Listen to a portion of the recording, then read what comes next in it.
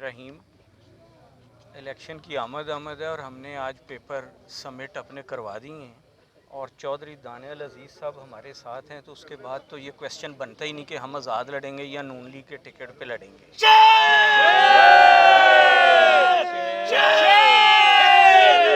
انشاءاللہ تعالی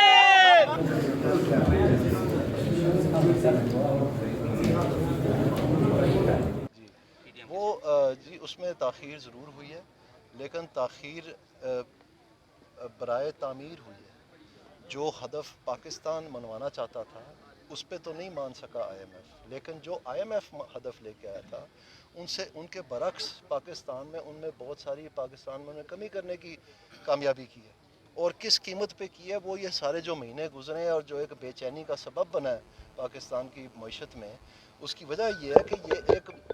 وہاں پر ایک طوفان برپا تھا کہ ہم پاکستان مسلم لیگ نون جھگڑا کر رہی تھی ان کے ساتھ کہ ہم یہ ہدف جو آپ کہہ رہے ہیں یہ ہمارے لیے ناگزیر ہے،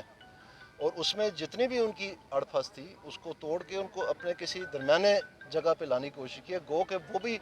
ہمارے لیے بہت تکلیف دہ ہے، لیکن کم از کم وکالت تو ہو رہی ہے نا پاکستان کے عوام کے حالات کی،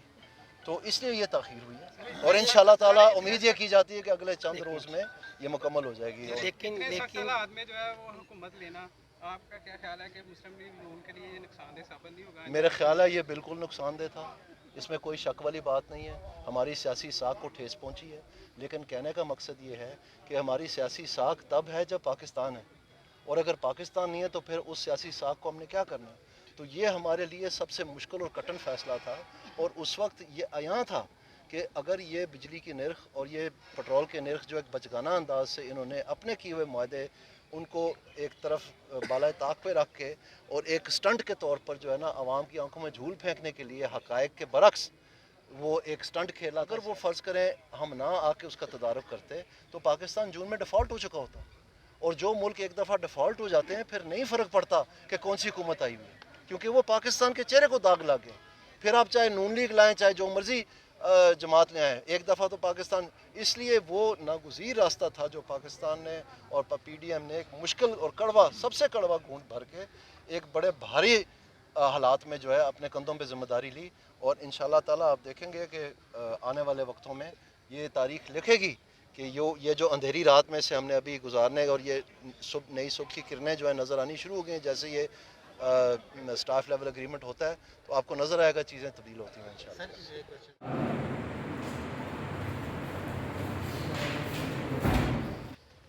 یہ حکومت سازی کا مقصد ہی یہ ہوتا ہے کہ عوام کی خدمت ہو، اور اللہ کا شکر ہے کہ عوام نے جس طرح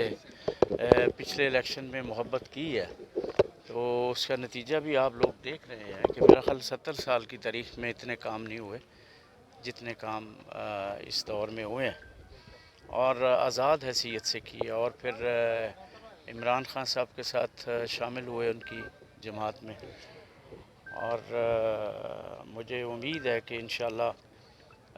چونکہ آخر دم تک یہ سلسلہ رہا ہے، پھر اس کے علاوہ عوام کا جو ایک محبت کے ساتھ کشمیری الیکشن میں جو انہوں نے جس طرح کیا ہے کہ پورے ضلع میں مطلب 2 M L A 5 M P ایک طرف تھے، اور اللہ تعالیٰ نے خاص کرم کیا ہے کہ لوگوں نے اپنی محبت کا وہ اظہار جس طرح کیا ہے اور اس میں فتح حاصل ہوئی ہے، یہ ہماری اجتماعی کوشش تھی جس میں میاں رشید صاحب بھی تھے اور مہیز صاحب بھی تھے، جتنی بھی ناروال کی ٹیم ہے، ساتھی ہیں ہمارے، اللہ تعالیٰ نے وہ فتح دی۔ تو میرا خیال ہے کہ یہ جو سفر ہے ترقی کا، محبت کا، مجھے امید ہے کہ انشاءاللہ یہ جاری رہے گا۔ تو جو باقی بھی سلسلے میں کوئی کام رہ بھی گئے ہیں،